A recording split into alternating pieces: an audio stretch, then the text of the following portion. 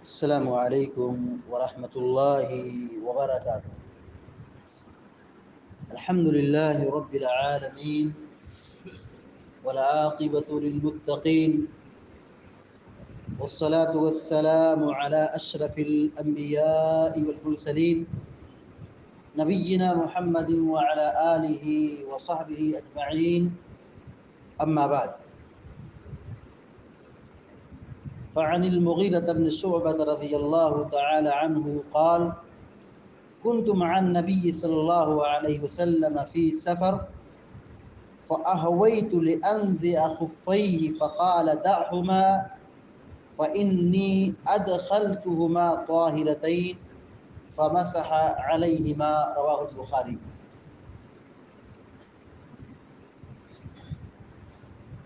بخاری شریف کی ایک روایت ابھی آپ کے سامنے پڑھی گئی ہے۔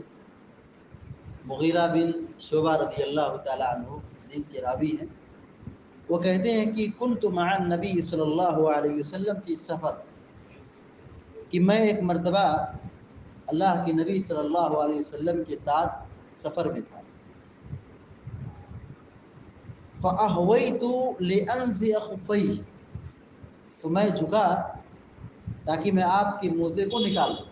اصل واقعہ کیا تھا کہ نماز کے لیے وضو بنا رہے تھے، تو مغیرہ بن شعبہ رضی اللہ تعالیٰ عنہ پانی اڈیل رہے تھے، پانی گرا رہے تھے، اور اللہ کے نبی صلی اللہ علیہ وسلم وضو بنا رہے تھے۔ اللہ کے نبی صلی اللہ علیہ وسلم وضو بنا ہی رہے تھے اور موزہ پہنے تھے۔ صحابی رسول مغیرہ نے یہ سمجھا، مغیرہ بن شعبہ رضی اللہ تعالیٰ عنہ نے یہ سمجھا کہ ابھی آپ پیر دھلیں گے تو ظاہر ہے اس کے لیے موزہ نکالنا پڑے گا۔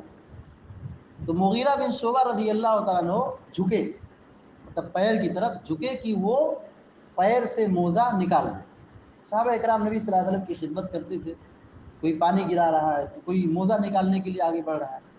پیارے نبی صلی اللہ علیہ وسلم کے پاس جب قریب ہوئے موزہ کھینچنے کے لیے، موزہ نکالنے کے لیے، فقال: دعهما، پیارے نبی صلی اللہ علیہ وسلم نے کہا جانے دو، ان دونوں کو چھوڑ دو، یعنی موزہ پیر سے مت نکالو، موزے کو موزے کی جگہ پہ رہنے دو، چھوڑ دو۔ کیوں چھوڑ دو؟ وجہ بتائی۔ اگر آپ کہتے چھوڑ دو تو آدمی سمجھ سکتا ہے مطلب کیوں، مطلب منع کر دیے، کیوں روک دیے۔ آپ نے علت بتا دی، یہ آپ کا حسن اخلاق ہے۔ آپ نے منع کیا تو اس کی حکمت، اس کی علت، اس کی وجہ، ریزن کیا ہے، منع کیوں کیا؟ فَإِنِّي أَدْخَلْتُهُمَا طَاهِرَتَيْن، کیونکہ میں نے ان دونوں موزے کو اپنے پیر میں داخل کیا ہے وضو کی حالت میں، پاکی کی حالت میں، یعنی وضو بنا کر کے، یعنی مکمل وضو بنایا، پیر دھلا، پیر دھلنے کے بعد میں نے اپنے پاؤں میں موزہ ڈال لیا، تو اب جب وضو بنا کر کے موزہ پہنا ہے تو اب مسح کر سکتے ہیں۔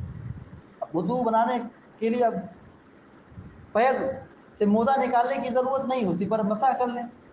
تو آپ صلی اللہ علیہ وسلم نے بہترین انداز میں آسان طریقے سے واضح کر دیا کہ ان دونوں کو چھوڑ دو، میں نے موزے وضو کی حالت میں پہنے۔ فمسح علیہما، فمسح علیہما، آپ صلی اللہ علیہ وسلم نے موزے کے اوپر، دونوں موزے کے اوپر مسح کیا۔ بخاری کی روایت۔ کتنی باتیں معلوم ہے حدیث سے کہ موزہ پہننا چاہیے، پہن سکتے، اور موزے پر مسح ہمیشہ کر سکتے۔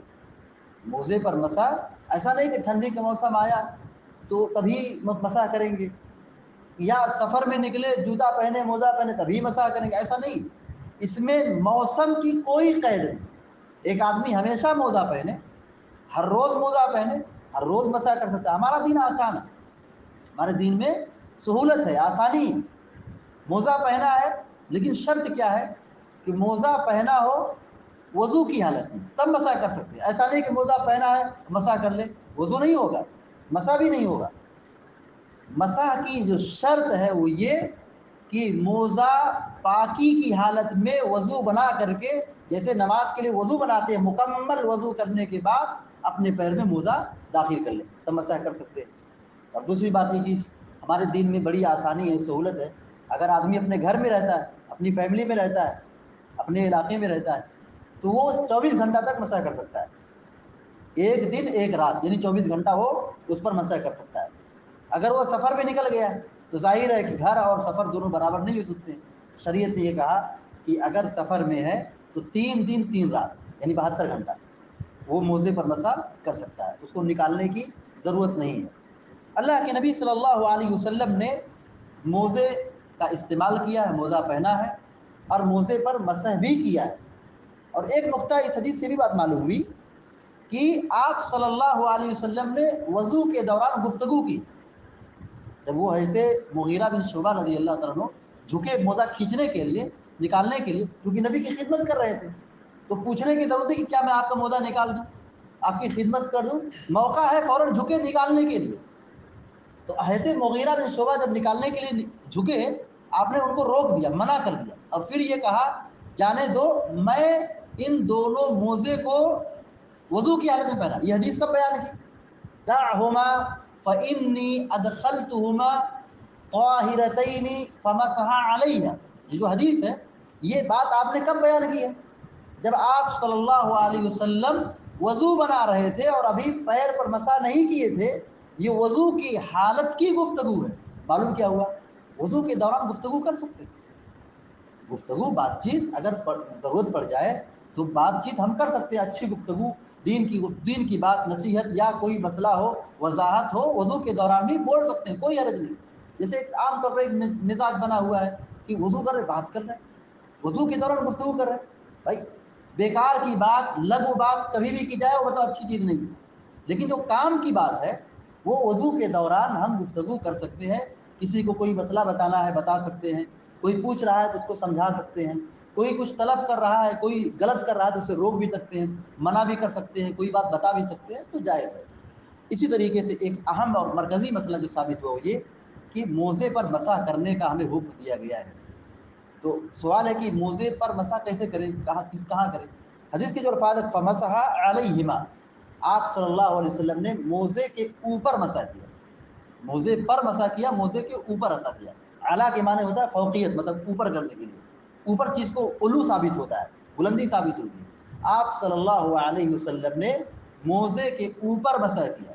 اسی لیے حضرت علی رضی اللہ تعالیٰ عنہ کی ایک نصیحت تھی، وہ کہتے تھے اگر دین کی بنیاد عقل پر ہوتی تو موزے کے نچلے حصے پر مسح کرنے کا حکم دیا تھا۔ کیوں؟ اس لیے کہ آدمی چلتا ہے، آتا جاتا اٹھتا بیٹھتا ہے، گندگی نیچے لگتی، گندگی، دھول مٹی، گندگی پیر کے جو نچلے حصے پر لگتی ہے، تلوے پہ لگتی ہے، اس حصے پہ موزے پر مسح کرنے کا مطلب عقل یہ کہتی ہے، عقل یہ کہتی ہے کہ موزے کے نیچے مسح کرنا چاہیے، کیونکہ گندگی کہاں لگتی ہے؟ دھول مٹی نیچے لگتی ہے۔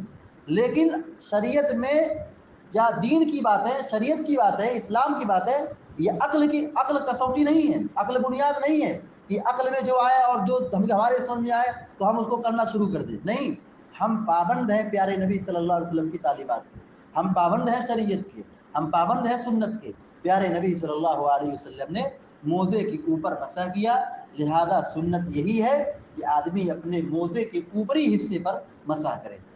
یہ موزے کے مسح کے تعلق سے کچھ اہم باتیں تھیں۔ اللہ تعالی ہم سب کو، آپ سب کو نیک عمل کی توفیق عطا فرمائے اور پیارے نبی صلی اللہ علیہ وسلم کی تعلیمات کی روشنی میں عمل کی توفیق عطا فرمائے، آمین یا رب العالمین۔ اقول قولی هذا واستغفر الله لي ولكم ولسائر المسلمين فاستغفروه انه هو الغفور الرحيم، وصلى الله على نبينا محمد وسلم تسليما كثيرا۔ السلام عليكم ورحمة الله وبركاته۔